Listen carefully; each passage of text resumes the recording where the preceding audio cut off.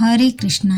हमारी भारतीय संस्कृति में प्रत्येक संबंध और प्रत्येक विभाग के लिए एक विशेष सम्मान और स्थान प्रदान किया गया है। भाई और बहन के संबंध को भी ऐसे ही विशेष मान्यता और वैदिक आदर प्रदान किया गया है और उसी का प्रतीक है भाई दूज का यह पर्व। प्रत्येक वर्ष कार्तिक मास के शुक्ल पक्ष की द्वितीया के दिन मनाया जाने वाला यह विशेष पर्व भाई और बहन के संबंध में मिठास, प्रेम और सम्मान का आरोपण करता है और यह हमारे वैदिक सभ्यता के महान गुणों से हमें अवगत भी करवाता है। इस भाई दूज पर्व की आप सभी को बहुत सारी शुभकामनाएं। आज के इस वीडियो में पुराणों के पन्नों से ली गई भाई दूज विशेष पौराणिक कथा का श्रवण करेंगे। धनतेरस से भाई दूज तक का पर्व विशेष रूप से यमराज और उनकी बहन यमुना की पौराणिक कथा से जुड़ा हुआ है। यह कथा स्कंद पुराण और पद्म पुराण जैसे प्राचीन ग्रंथों में पाई जाती है। इस कथा में भाई बहन की पवित्र संबंध का सुंदर वर्णन किया गया है। हम सब जानते हैं और पुराणों में भी वर्णित है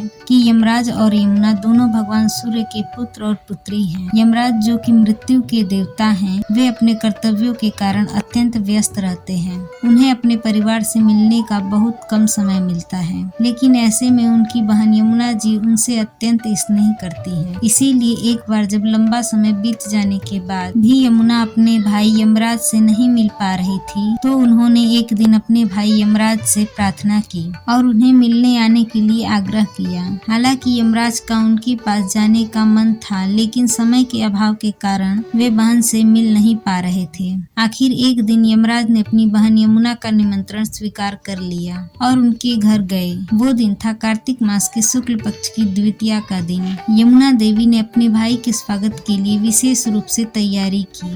उन्होंने अपने घर को सजाया, स्वादिष्ट भोजन तैयार किया और अपने भाई के स्वागत में दीप जलाए। जब यमराज उनके घर पर आए तो यमुना ने उन्हें बड़े ही आदर पूर्वक आसन प्रदान किया, उनका आतिथ्य सत्कार किया, उन्हें तिलक लगाया और उन्हें प्रेम से भोजन कराया। इसके साथ ही उनकी दीर्घायु और सुख समृद्धि की कामना की। यमुना के इस प्रेम पूर्वक व्यवहार और आतिथ्य सत्कार को देखकर यमराज जी अत्यंत प्रसन्न हुए और उन्होंने यमुना देवी से वर मांगने के लिए कहा। यमुना देवी ने अपने भाई यमराज जी से यह वर मांगा कि हर वर्ष कार्तिक मास के शुक्ल पक्ष की द्वितीया के दिन वे उनके पास आए और जो भी बहनें इस दिन अपने भाइयों को तिलक करके भोजन कराएं, उनके भाई की आयु लंबी हो और उन्हें किसी भी प्रकार का भय ना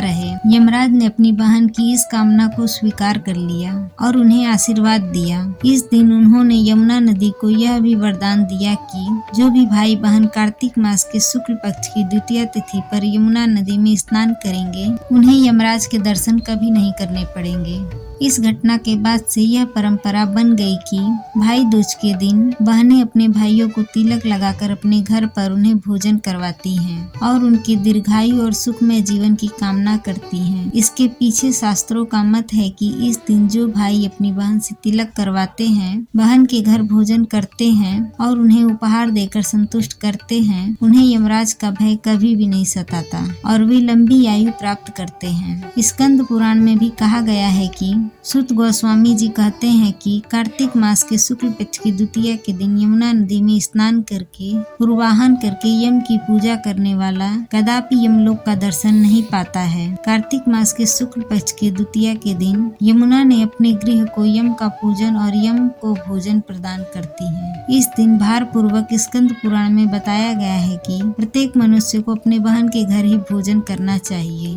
और बहन को भी इस दिन प्रेम पूर्वक अपने भाई को अपने घर पर आमंत्रित करना चाहिए। योग्य मुहूर्त काल में उन्हें तिलक लगाना चाहिए, उसे अपने भाई का सत्कार करके प्रेम पूर्वक भगवान को अर्पित स्वादिष्ट भोजन प्रसाद खिलाना चाहिए और इस प्रकार कहना चाहिए, हे मेरे प्रिय भाई, आज मैं तुम्हें पाकर धन्य हो गई। आज अपनी आयु वृद्धि के लिए तुम्हें मेरे घर पर भोजन करना चाहिए, क्योंकि कार्तिक मास के शुक्ल पक्ष के दिन यमुना जी ने अपने भाई यमराज जी को अपने ही घर पर भोजन करवाया था और उनका सत्कार किया था। इस दिन कर्म पास में बंधे हुए नारकीय जीवों को भी यमराज छोड़ देते हैं। इसलिए मैं तुम्हारी लंबी आयु, सुख समृद्धि की प्रार्थना करती हूँ। इस प्रकार से बहन से सम्मान पाकर भाई को भी अपनी बहन की पूजा करनी चाहिए। उसे अपनी क्षमता के अनुसार वस्त्र, आभूषण, उपहार इत्यादि देकर संतुष्ट और प्रसन्न करना चाहिए। अगर बड़ी बहन है तो उसके चरण स्पर्श करने चाहिए और अन्य सभी बहनों को वस्त्र इत्यादि से प्रसन्न करना चाहिए। स्कंद पुराण में ब्रह्मा जी नारद मुनि से कहते हैं, हे नारद, इस प्रकार जो व्यक्ति यम द्वितीया व्रत का पालन करता है वह अल्प मृत्यु से मुक्त हो जाता है, पुत्र पुत्रियों से संपन्न हो जाता है